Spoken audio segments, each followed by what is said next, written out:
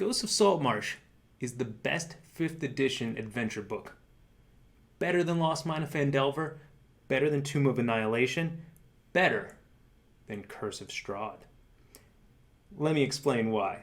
Today on Bumbling Through Dungeons.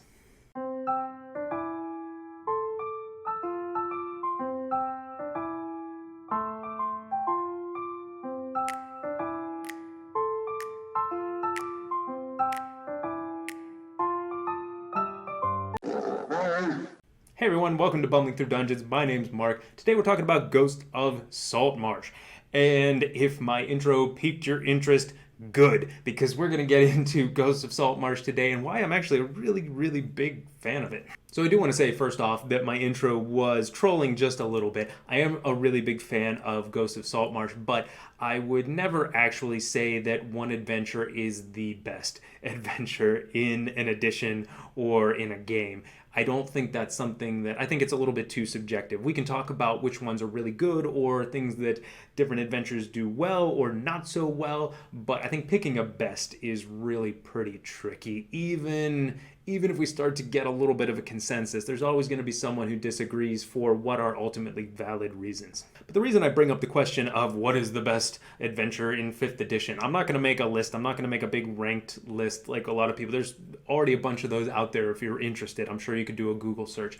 But I think that when we ask that question, what's the best adventure in 5th edition, which I see all the time, and I see it on social media, and I see it in blogs, and I see it in videos, and it's a valid enough question to ask. People want to know what's good. They want to avoid the stuff that that's mediocre. They want to get to the best that D&D has to offer. So I understand why there's that appeal, but I think we stop short of asking the right questions that can get us to an answer that's a little bit more nuanced than just saying, here's the 1 to 10 list of the best adventures or worst adventures or whatever. And I think the question that we're missing is, so when you ask the question, what's the best adventure in 5th edition?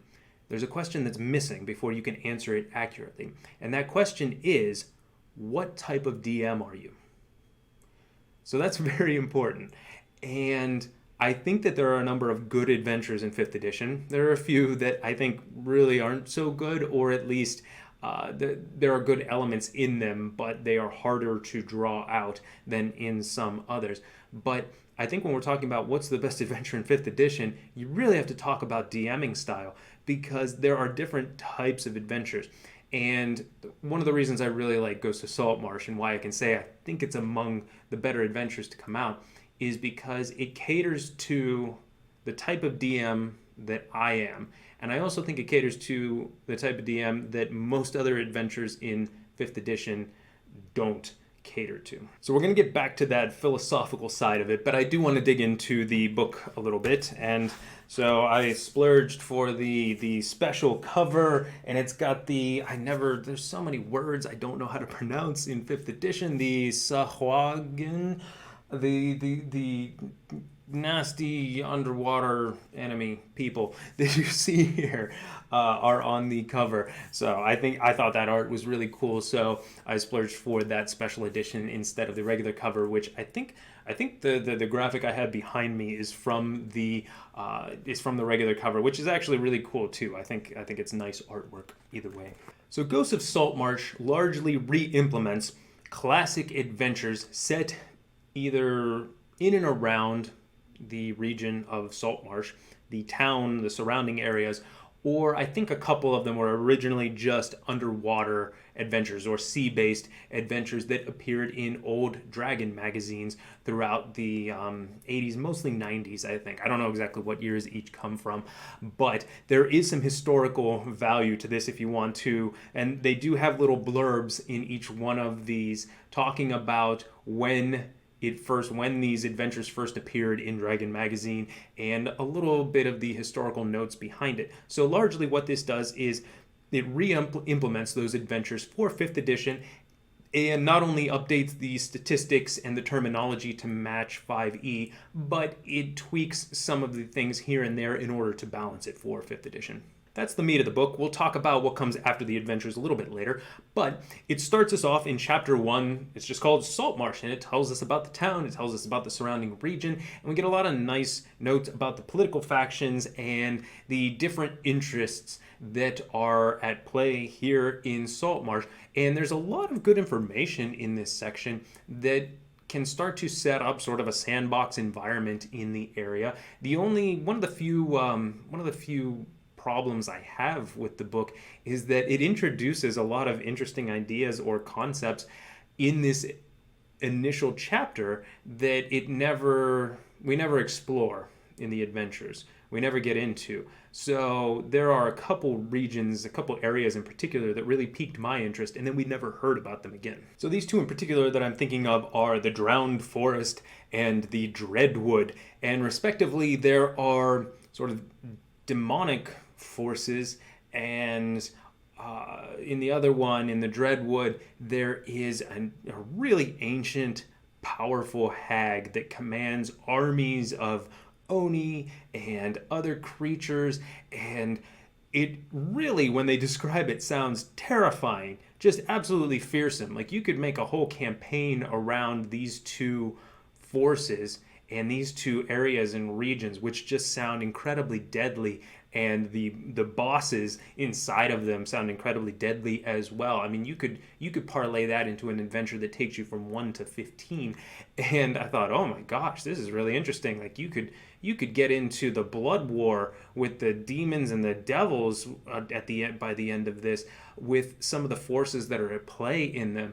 And that never really materializes, but it does give you a lot of good ideas and fodder for other adventures, as well as things that are going to relate more directly to the adventures that are in the book. Then along with this, there are a few charts. Among them are some thoughts on backgrounds to match for player characters to match the Saltmarsh area, and a few specific backgrounds that were created for use in this area. So if you wanted to be a fisher background, you could be, things like that.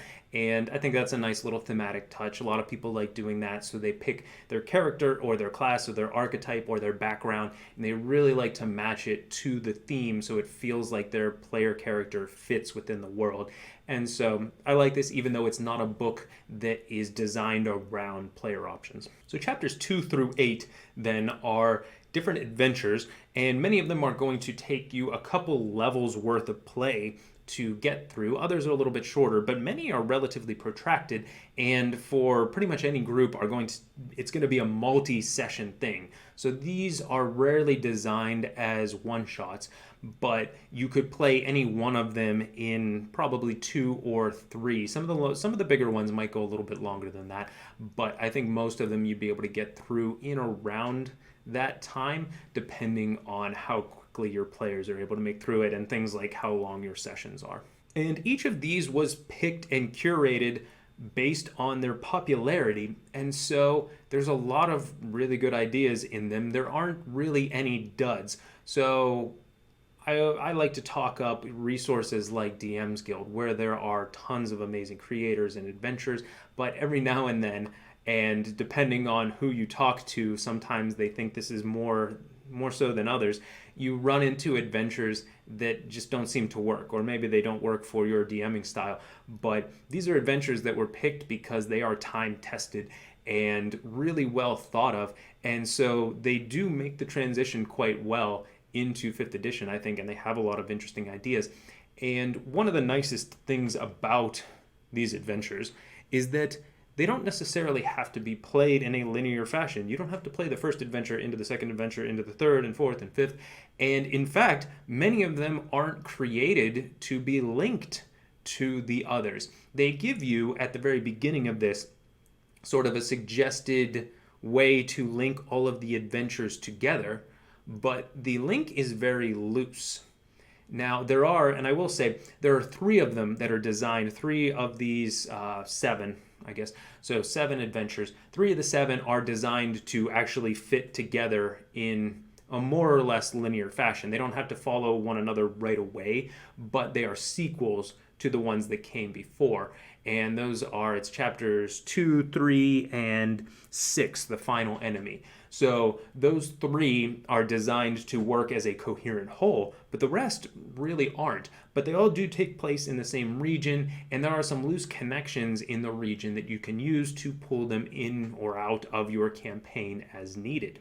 And of course, only so much action can take place underwater because it's a really tough environment, especially for lower level PCs that don't necessarily have all the resources that they might need in order to operate efficiently or really at all underwater, with things like spell casting when it includes verbal components and the like, and even including things like movement and breathing. But there are some things that will take your characters underwater, others that are just on the sea or adjacent to it or on islands and things of that nature. And there are a lot of really interesting, cool ideas in them. We're going to talk about a couple of them, but you'll see things like juvenile krakens.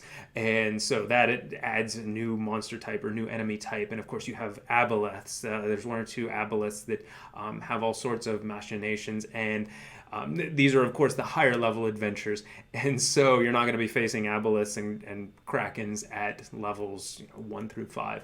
But it can take you through several tiers of play and all throughout the region with a lot of interesting encounters to them. So I really like the 3 that are linked together because it does give you sort of a final enemy or final boss type to fight. So it's not just disjointed adventures that might be interesting, but they don't necessarily have a payoff at the end. So these 3, when linked together, form sort of a satisfying arc and conclusion. I do really like a couple of the other adventures. Isle of the Abbey is one that I really enjoy, and it starts off so your players are probably gonna end up having to go through this skeletal graveyard, sort of jumping their way through, trying to avoid things as much as possible. They may end up fighting a skeletal juggernaut, which is one of the new monster types that's quite interesting, to get to where they're going. So this is before they even get to where they're supposed to be trying to get to. Another that I really enjoy also takes place on an island, and that is Tamarat's Fate.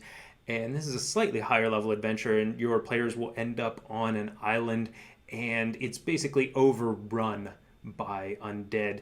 And it can play out in numerous different ways, but in most of the ways that I feel like it would probably play out, it ends up as sort of a tower defense of this monastery on the island, where they're having to protect people inside of it from the forces that are trying to break in. So it's a nice inversion of what usually happens, which is the adventurers go into a place and kill all the bad things. Here, they're trying to protect, they're playing defense against things that are attacking them from the outside.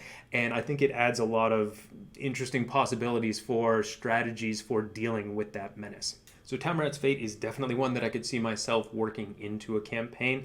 So even if it isn't a sea-based campaign, maybe they have to stay out on an island while they're traveling between locations, and it just so happens that this hermitage or monastery is there and it's overrun, but they find the survivors inside and they have to survive the night in order to make it to the next morning and escape. Like that to me sounds really harrowing. It sounds really exciting. It sounds really interesting. The stakes aren't just, are you going to beat the monsters or are they going to beat you? Because there are other innocents at play here that can't just run away. So I think there's a lot of interesting, cool ideas right in that concept, and it gives you the tools to run that at your table, whether or not you're running the entirety of Saltmarsh. So I don't think I'm going to have time in this video to get into the details of each and every adventure, but I think it's obvious that I enjoy many of them, and I think a lot of them have a place either in games that I might run, or for DMs who are looking to run one or more or all of the adventures in some order in a Saltmarsh or sea-based campaign. So I alluded to why I really enjoy Saltmarsh, and it's not that the adventures are generally quite good. I think they're high-quality adventures, but it's not that really makes me enjoy this, that really gets me excited about this book and its formatting. I alluded to it a couple times, and I think some people can probably guess, but I really enjoy the fact that it gives you a structure, sort of a framework that you can hang over all of these adventures to make them work together as one coherent campaign, but it really isn't a coherent campaign. If you're going to do that, if you're going to have all of these together and try to structure it as like an A to B to C or a very plot-based campaign, there's a lot of work the DM's going to have to do. In this case, I don't think that's necessarily a bad thing because of the freedom that it gives you and because of the tools that it gives you. The work that needs to be done with some other adventures is a little bit more onerous to me, and it's because the plot is laid out before you and it's really linear, or limits the choices somehow, and your players want to go a different direction, and you as a DM might want to allow that, so you have to kind of create these things off to the side. That freedom is built into it in Saltmarsh because there isn't a rigid structure of how these should all link together. So yes, there are 3 of them where you could go from one to the next in sort of an arc, but they don't have to happen one right after the other. And there are a bunch of these others that could be standalone one-shots in a campaign that has nothing to do with Saltmarsh, or it could be in a Saltmarsh campaign and it might just be a 1 or 2 shot that happens while the players are off doing other things or between locations, or you really could find ways to link each of these together with some changes and permutations on the different adventures and finding ways to link all of them together. But the freedom that it allows the DM, and by extension the freedom that it's going to allow players who are playing through all of this, I think is really great. So for me, it hits a middle ground between most adventures in 5th edition, which are very bounded. Some are very linear. If you take something like Hoard of the Dragon Queen or Dragon Heist, that are more or less linear as written. Others are sandboxes, but they're still very bounded. This one has a lot of space between. It's not even a sandbox, I wouldn't call it, because there's a lot of space, conceptual space between these adventures for you to fill in the details with the tools that it gives you, with the background on the Saltmarsh area that it gives you. So it hits that balance between most of the adventures and Tales from the Yawning Portal, which is kind of at the opposite end of the spectrum. A lot of people compared Ghosts of Saltmarsh to Tales from the Yawning Portal because that is also a series of sort of standalone classic adventures that were updated for 5th edition. So on the surface, it seems like those 2 books, Saltmarsh and Yawning Portal, have a lot in common.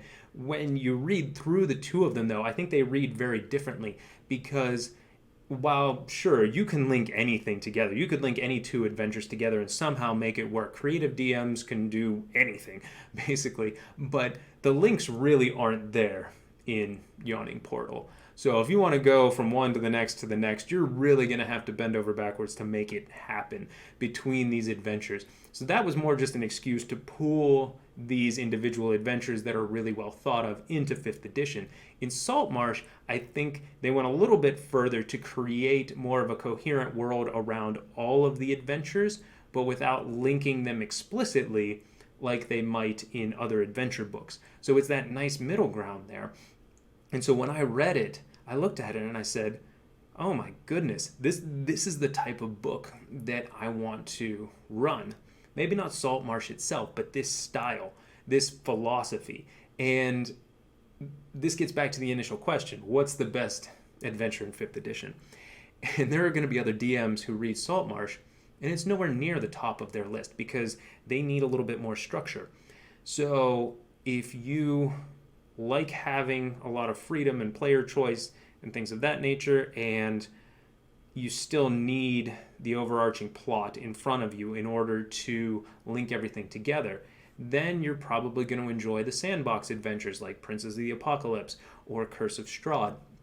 If your group doesn't mind having a single goal that they're going towards without a ton of branching paths, and they really just want to be big damn heroes and do the thing, and you enjoy the structure provided by some of the adventures that are slightly more linear, then you might enjoy something like a Dragon Heist, something like Hoard of the Dragon Queen, even to a lesser extent something like Rise of Tiamat. There is a lot more freedom in that, but it's essentially still, here's the plot, you're going toward it, So I think Saltmarsh is a different style of adventure book than we've seen in 5th edition. And it's the first where I read it and I said, oh my goodness, this would be ideal for me. So I'd have these adventures to insert, but then I could fill in the details around it according to my creative thoughts as well as the decisions of my players. One of the things I'm finding, so as I record this, I'm nearing the end of running Dragon Heist for my group, and we're having a blast. It's a lot of fun, and I've really been pleased with how I've been able to bring Waterdeep to life in a way that gives them a lot of options. But the issue is we've rarely been on book, and I'm finding that I have a really hard time sticking to what's in the book. And as soon as I sort of improv along with the players with the decisions that they're making, we might find ourselves in a certain situation where I have to change quite a bit in order to either get us back toward the main plot or have everything make sense with the main plot. So that's okay. I'm still enjoying it, but it's a lot of mental gymnastics to have to do to run a campaign like I want to run, which is a little bit more of an open sandbox and doesn't restrict them quite as much as the book wants to at certain parts. I'm not saying Dragon Heist is a bad adventure. It's not my style of adventure necessarily. I like the setting of Waterdeep enough that it's still working really well. I'm still having a really fun time running it. But in terms of how the book is structured, how it's formatted, it isn't ideal for me. So I personally would have a little bit easier time with, say, a sandbox adventure as opposed to ones that are slightly more linear. And ultimately, I suspect I would have the easiest time running a book like Saltmarsh where there is a connection. It's not a sandbox, it's not linear. There is a connection between everything in the region, but it is very loose. And so there's a lot of freedom on both the player side and the DM side. So that's why it's my favorite. It's my favorite because I think it's the type of adventure that I would want to run. If Wizards starts making books like this, whether it's pulling old adventures from Dragon Magazine into the present, or whether it's coming up with brand new stuff, structuring it like this, I think would help me and a lot of DMs like me who want books that don't bind you so much. So I'm not going to go on record and say it's the best in 5th edition. I think probably if you surveyed a bunch of different prominent people in the hobby and said, what's the best adventure in 5th edition? Probably the answer you'd come up with is Curse of Strahd, which I have very little but good things to say about. I think it's an excellent adventure. I did a review a while back on it, so you can go watch that if you would like and see all the glowing things I had to say about Strahd. So it's excellent too. This is a different type of adventure, and I think it is representative of a type that I would like to see more of. So we're actually not done with the book and everything in it, but those are sort of my philosophical bookends on the adventures that are here in Ghosts of Saltmarsh. And when I read through it for the first time, that's what really struck me about it, was the difference in style of how it was formatted, of how it was structured, compared to the others that had come before it in 5th edition. So I think that's the big takeaway for me. And if nothing else, I like the variance of styles that we get in adventure books in 5th edition, because while this might be my ideal style of adventure to run, it's not going to be a lot of other DMs' ideal style to run, and they're going to prefer others like Curse of Strahd, like Tomb of Annihilation, like Dragon Heist, whatever else is out there, and all the others that I'm not listing. But there's no right or wrong there, but I do like having that variance so that it caters eventually to multiple different styles of DMing. So let's jump back into the book, and the next section after the adventures is Appendix A of Ships and the Sea. And I think other than the adventures themselves, from the chatter I saw online, the biggest reason outside of the adventures that people wanted to purchase this adventure were the rules for ship combat and ships and those ancillary things that the book was going to include. So a lot of people were really excited for that. Before I purchased this, I think I was most excited about that too. At some point, I want to run more adventures at sea, and I don't know whether or not I will include the adventures from Ghosts of Saltmarsh, but I know for a fact that I will end up using the stats for ships or the rules for ship-to-ship combat at at some point. So let's talk a little bit about them. So it does give you some pictures of different types of ships, and it gives you the sizes and the stats and their attack abilities and their defensive capabilities. And that's all well and good. And I think it's going to help a lot of DMs out there, and it's going to help a lot of players conceptualize battles between ships. It's probably not something that I would utilize too much, even in a campaign at sea. The reason for that being, person-to-person combat, when your players at the table have their player characters, person-to-person combat is always going to feel a little bit more visceral than like ship-to-ship combat, which is less, it's more impersonal.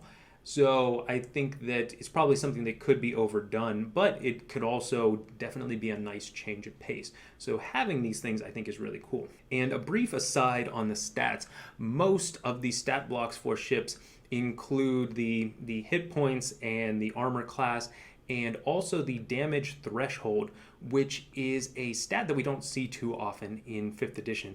And I really think it's cool. It's usually only applied to structures. And the damage threshold is, you need to do, if the damage threshold is 20, for example, that means that anything under 20 damage in a single attack is considered trivial, and it doesn't actually damage the structure. So you have to do at least 20, and beyond that, it does normal damage. So if you do 21, it'll actually take 21 points of damage, but up to that point it's going to be considered trivial. I really like this idea, and I actually wish it was applied more often to creatures, to monsters, particularly high level monsters. Once you get into sort of legendary creatures and real high level monsters, I think it would be cool to introduce a damage threshold to make certain enemies even a little bit more intimidating. I don't think we see enough of that used in 5th edition, and especially once you get beyond, say, CR 15, you're starting to get into like demigod territory at that point. I think having a damage threshold makes a lot of logical sense with the rules, and I think it would be another interesting way. Hopefully the PCs at that point are high enough level that they're meeting that damage threshold most or all of the time, but there's a chance they might not be. So they might do a particular type of damage, and if it doesn't meet that damage threshold, nothing happens. And that could be another way to just put the fear of God into your players with some high-level enemy that isn't meant for them to fight right away, but maybe it's an eventual boss, something like that. But just something to think about. It might be something that I experiment a little bit with as I run games at higher levels. So I think beyond the ship-to-ship combat, one of the things that it does, one of the things I wasn't necessarily anticipating, were some of the additional features that it gives you. So you get a lot of cool things like ship upgrades, and there are, minor ship upgrades, major ship upgrades. So if you have a campaign at sea, and okay, your players have this ship and they're running it, okay, great. But now you give them a little tree of ways that they could potentially upgrade them. Maybe they need to get some rare resource in order to upgrade it this way, and they have to go on a quest or adventure to go get it from this one rare place where they can mine it or harvest it or whatever. So this could actually be adventure fodder in order to upgrade their ship. And a lot of players, a lot of groups that enjoy sort of nesting, building a base, building a home. Maybe their home is on a ship, and they will enjoy sort of tweaking it out and building it into something that really feels like it's theirs. I think that's a cool little feature. The other thing that it gives us is a lot of different tables and options for things that happen at sea. I'm going to flip through a few of them here with my book that's just off camera because it's too much for me to remember even for a single take. So we have hazards and lots of different hazard types. Ocean environs. So it has notes on these. It has some paragraphs written on them, but then it also has random tables that you can roll on. It has notes on depth and things that happen at different sea levels, different depth levels, things, magical storms, whirlpools, tables for ship names and open water encounters. There's a somewhat weird crew member name random chart. I think a lot of these don't work too well. You can come up with some really funky names, but it would probably be pretty funny at your table just to roll on this table and come up with a whole crew's worth of people, because none of them would have normal names. But like, that can be a lot of fun for some groups. And so attitude and race, islands. So there's notes on islands here. You could roll for different island characteristics. And this is the type of stuff that's going to allow you to, when I mentioned earlier, the different tools that the book gives you to build a campaign around the adventures. This is what I was talking about. It gives you a ton of tools to build out your own campaign. You could roll randomly on these charts and come up with things for your players to encounter, or as I do oftentimes, you just read through the charts and you find the ones that sound the most interesting to you, and that's what you pull out and extrapolate upon. It even has, and there are a few maps for these. I'll show one of them here. There are underwater locations, and I hope you can see that. There are underwater locations and encounters. So there are things that you can have mini adventures there. There are shipwrecks that you can explore. So it has keyed locations for various shipwrecks. So this is more than I was expecting, frankly. I was expecting some ship rules like stats and combat rules and travel speed and things like that, and I got more than I was expecting. So that was a very pleasant surprise. Appendix B is magic items, and hilariously enough, it is one page, or actually, yeah, it's like 2/3 of a page. There's a graphic that takes up the bottom like 40% or so. And so there aren't many magic items that it gives you that are new. So you're probably going to have to insert quite a few of your own into the adventure. But there are a lot of magic items to choose from, I think. I don't think we lack for options in 5th edition, but you're not going to get a whole lot of new ones here in Saltmarsh. To make up for the lack of magic items, though, it adds, I think, more monsters and creatures and new NPC stat blocks than I was expecting as well. So this was an area where they over-delivered, where I was expecting a few new sea creatures, and they really gave me quite a bit more to work with if I want underwater encounters or sea adjacent enemies and encounters. So there are actually 27 pages of new creatures and enemy types and NPCs that have their own stat blocks. And this is quite a bit larger than most adventure books that come out. And I think it's a nice way to supplement this because it is it's an adventure that's very much specific to its location, to its environment. And while we do have sea creatures in the monster manual and in some of the other supplements that have come out for 5th edition, I don't think particular notice has been paid to sea-based environs when it comes to creatures and enemy types. So it gives you a lot more to play with in that sense. So is this the best adventure in 5th edition D&D? Hopefully by now you know that I don't think there's actually one single correct answer to that question, but I think Ghosts of Saltmarsh is a really good adventure book. If you are planning on running it is one that's more for DMs than players, I'll say that. So there are the player backgrounds, but if you're a player, there's not a whole lot to dig into here. You might learn up on the ship stats a little bit, but I mean, at best, you're looking at maybe like 20 pages worth of material. So this is a very DM-centric book, but in that capacity, I think it knocks it out of the park. So not just the ship stats and the combat rules and things like that, but the underwater encounters that aren't linked to any of the adventures but can flesh out a campaign, the different random tables and tools that it gives you to build a sea-based campaign. I think that even if you were running a sea-based campaign and didn't plan on using any of the adventures that are in this book, I think it would still be worth the while for many DMs just for that latter section on everything, all the tools available to you for sea-based campaigns. That said, hopefully if you're purchasing this book, you're making use of ideas from throughout the book, because I do think there are a lot of cool ones in the adventures themselves. But the other nice thing is there's no one adventure that, say you don't like one or two of them, you're going to be able to get rid of those pretty easily without damaging the structure of any campaign that you run in the Saltmarsh campaign, in a Saltmarsh campaign. And I think that's another, it touches on what we talked about earlier from that philosophical perspective, is that, you know, there are loose connections, but one of the things that you can't do in a lot of other adventures is simply remove encounters or remove locations, because then a lot of other links within the adventure don't make sense, even in the sandboxes, even in the very open sandboxes. So I'm thinking of Strahd, again, excellent adventure, but if you removed one of the major locations, the NPCs and the adventure hooks and the links to the other areas within that sandbox would cease to exist. And so everything is sort of dependent on everything else in the world. Whereas with Saltmarsh, you can pick and choose, but still be able to craft a really interesting, coherent sea-based or Saltmarsh-based campaign. And if that doesn't sound like it would interest you, if you really do want a little bit more structure, or you're not really interested in a sea-based campaign, then this definitely isn't for you because it's very much tied to that environment. So a lot of the adventures take place on land, but it's going to be adjacent to the sea, and a lot actually happens while you're at sea or on islands that are surrounded by it and things like that. So it's going to cater to that particular interest within your group.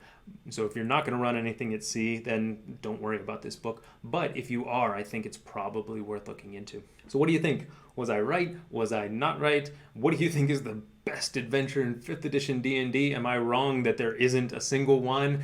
But whatever you think about this, I'd love to hear about it. If you enjoyed this or any of my other videos, I hope you'll check out more of them. I hope you'll like this video and also subscribe for more D&D content, which comes out weekly.